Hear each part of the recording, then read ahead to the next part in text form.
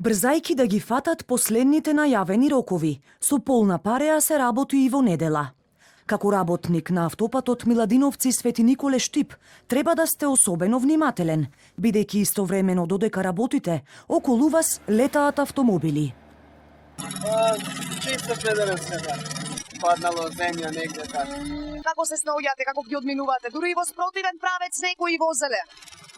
А возат isprotivно, тамо се вклучуваат доле Миладиновци и идат нагоре. Isprotivно. Единствена физичка пречка за влез на автопатот има кај Миладиновци.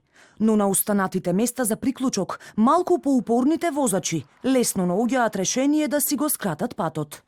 И покрај апелите од Автомотосојузот да не се користи автопатот Миладиновци Штип, бидејќи официјално не е пуштен во употреба, сепак и денеска тука забележавме голем број возила. Оваа забрана за пристап се чини беше мала за да ги сопре возилата, кои лесно ја одминуваат и се приклучуваат на автопатот. Дел од нетрпеливите возачи теренот го испитуваа за прв пат, други пак веќе се испраксирале. За прв пат идам, појма нема. Знаете ли дека е затворен? Знам шо. Сите одат.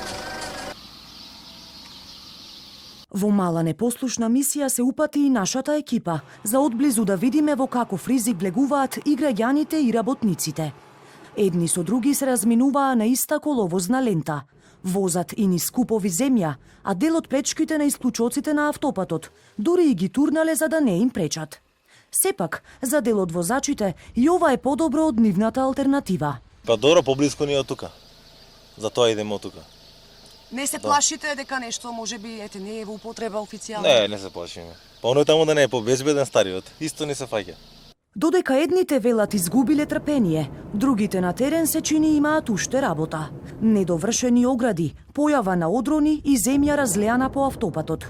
Поголемите инфраструктурни аномалии пак, кои одсекоа села, загрозија локални патишта и одводни мрежи, допрва ќе се решаваат со нови тендерски процедури. А по 50 километри кои се градат веќе 5-та година, во првиот период ќе се вози бесплатно, бидејќи допрва ќе се распишува и тендерот за патарините.